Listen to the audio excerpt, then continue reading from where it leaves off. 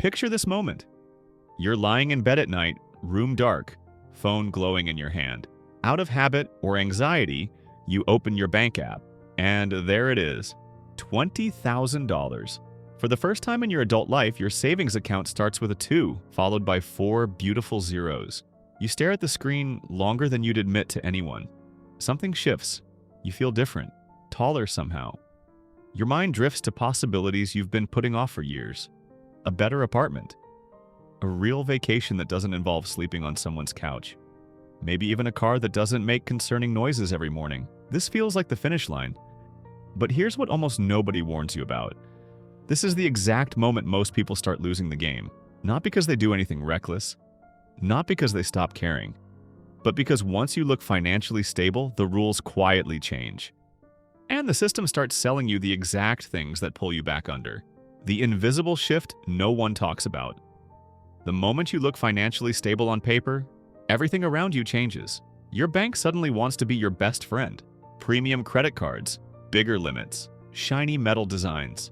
Investment apps start pushing advanced features, margin trading, and exclusive opportunities. Your social media feed fills with people your age buying houses, flying to Europe, and driving cars that cost more than you made last year.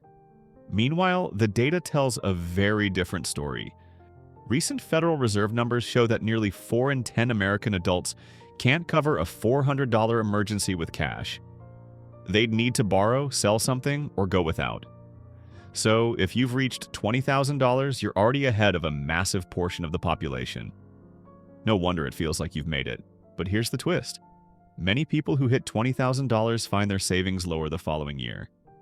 Not because they're irresponsible or lazy, but because the rules of money change the moment you stop struggling.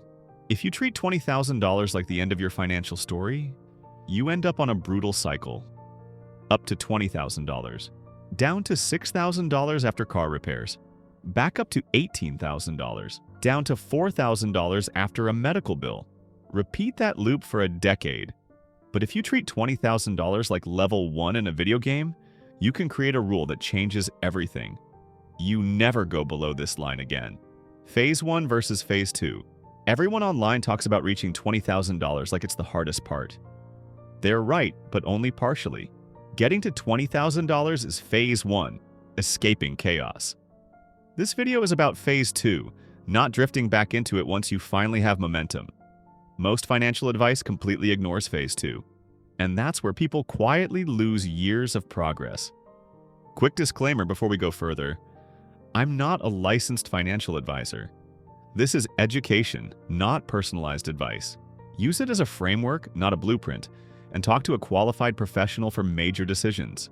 Now let's talk about why Phase 2 is so dangerous, why your savings keep getting taken back.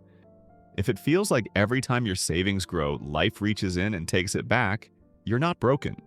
That's the system working as designed. On average, Americans save only about 4 to 5% of their disposable income. Our economy is calibrated so most people never stay far from financial stress for long. So when you claw your way to $10,000, $15,000, $20,000, it feels enormous. But here's the mistake most people make. They never decide how low they're willing to let that number fall. So they fix the car, help a family member, upgrade the phone, take the postponed trip. All reasonable decisions, individually. Suddenly, the balance is back at $6,000. You didn't fail. You just treated $20,000 like a destination instead of a line you don't cross downward. This is where people start thinking they're bad with money. They're not. They just never receive the Phase 2 instructions. External pressure versus internal pressure. Two forces start working against you in Phase 2. The first is external. Banks flag you as profitable. Credit limits rise. Loans get easier. Ads get sharper and more personal. This is the invisible tax on looking financially responsible. The second force is internal, and it's more dangerous. After months or years of discipline, your identity shifts. You think, I'm good with money now. I proved it. So you loosen up, just a little. Nicer apartment, more dining out, subscriptions you barely notice, upgrades that feel earned. None of this is reckless. That's why it works. Your fixed costs quietly rise until they nearly match your income again. And now, your $20,000 is doing all the heavy lifting with no backup coming in. Why compounding still hasn't saved you yet. People love saying, just let compound interest work. But compounding has a timeline. When your balance is small, progress comes almost entirely from your contributions. A 10% return on $2,000 is $200. Nice, but it doesn't change your life. At $20,000, that same return is $2,000. You notice it, but it's still fragile. Here's the key insight. Compounding only works if you stop interrupting it. If your balance keeps getting drained, the math never gets a chance to help you. It's like planting a tree and ripping it out every year to check the roots. This is why Phase 2 matters more than most people realize. The framework that actually works. Floors and layers. Once you hit your first major savings milestone, stop thinking of your money as one pile. Start thinking in layers. Layer 1. The floor.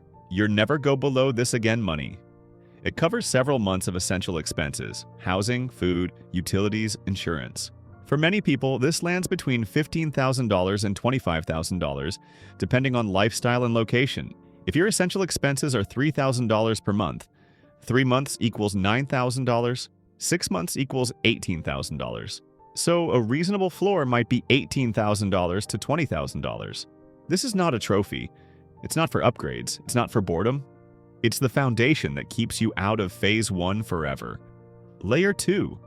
Growth money whose job is buying future freedom. Retirement accounts, long-term investments, boring, low-cost strategies that work quietly while you live your life. Layer 3.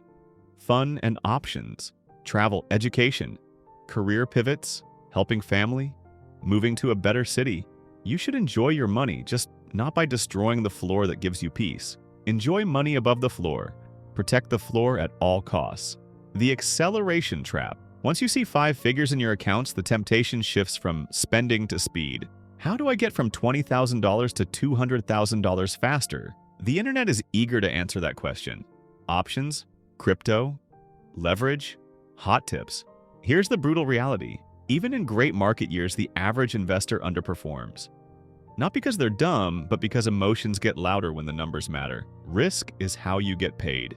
But one bad risk decision should never send you back to zero. 2 people, same income, different rules. Alex and Jordan both hit $20,000 in their early 30s. Alex treats it like proof they're finally okay. They upgrade housing, take on car payments, dip into savings for lifestyle improvements. Sometimes they're at $25,000, sometimes back at $8,000. Jordan treats $20,000 as a floor. Fixed costs stay reasonable, new savings go into growth. They buy options, not stuff. By their 40s, their incomes look similar. Their lives don't. Alex feels stuck saying yes at work because dropping to zero would hurt. Jordan can say no because their money gives them time and leverage. Same money, different rules. Final takeaway plus CTA, improved. Most people will touch $20,000 at some point. A bonus year, a good run, an inheritance, a stretch of discipline. The real question isn't if you'll reach it, it's whether you'll treat it like a finish line or like the foundation your future life stands on. Phase 1 is escaping chaos. Phase 2 is refusing to drift back into it just because the world tells you you're fine now. So here's your next step. Decide your floor. Write the number down. Treat it like a line you don't cross without a real emergency. If this way of thinking clicked for you, comment floor first below. That tells me, and the algorithm, that this kind of finance content is actually helping people. And if you want the next video where I walk through how to calculate your personal floor in under 3 minutes, subscribe so you don't miss it. Because the number in your bank account matters, but the rules you set for what happens after you reach it matter even more.